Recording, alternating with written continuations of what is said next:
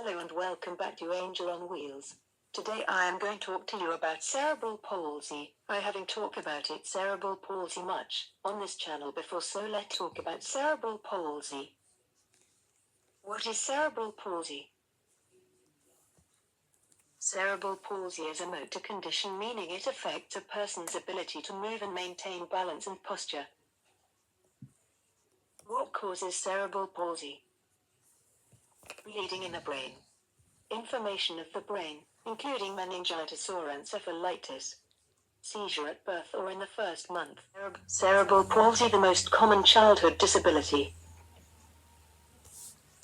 The condition may affect the whole body, lower half or the body, one side of the body, or just one limb.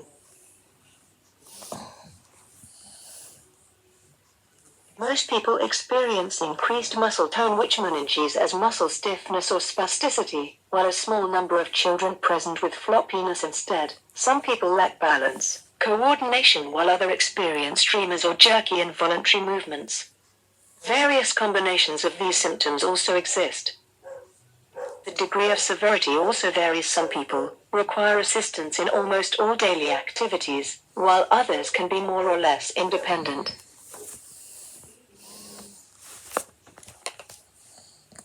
Cerebral palsy is a non-progressive disease, meaning it does not worsen with age, but some symptoms may become more apparent as the child grows.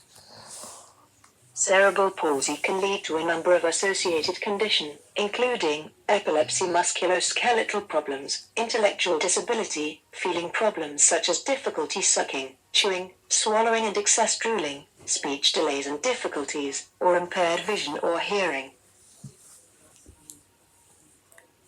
There are many possible causes, and in each case the cause is often multifactorial.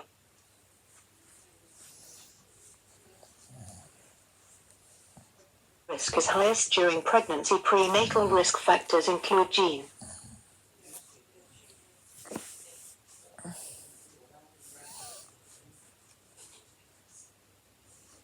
There is different treatment to help cerebral palsy. Conductive education is a holistic therapy for individuals with neurological movement disorders. Physical therapy exercises to improve strength, flexibility, and mobility. Surgery procedures to correct anatomical abnormalities and improve functional.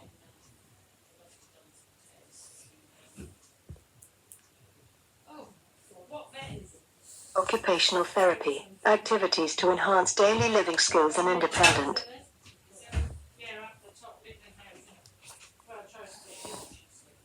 Speech and language therapy, to improve communication and swallowing abilities.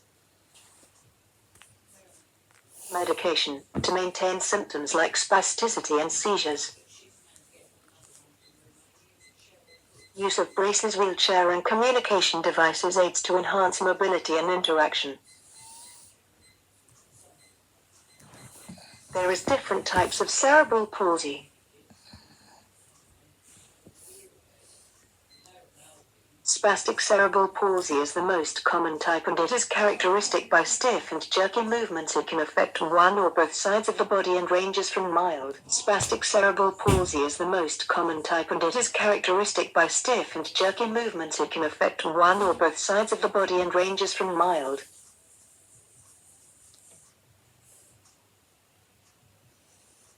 Athetoid cerebral palsy is characterized by involuntary movements such as twisting and writing motion, also called difficulty with speech and swallowing. Ataxic cerebral palsy affects balance and coordination and can result in shaky movements, difficulty with fine motor skills. Athetoid cerebral palsy is characterized by involuntary movements such as twisting and writing motion, also called difficulty with speech and swallowing. Hypotonic cerebral palsy results in low muscle tone and can make it difficult for children to sit up or control their head movement.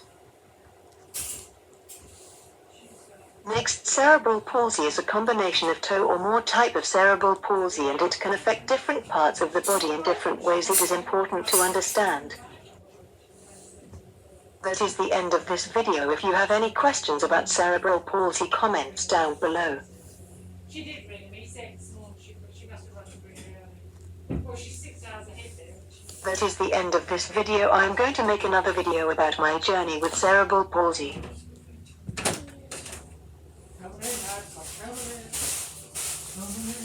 I am trying to grow on all platforms: Instagram, TikTok, Facebook. Please follow me. I'll see you in my next video.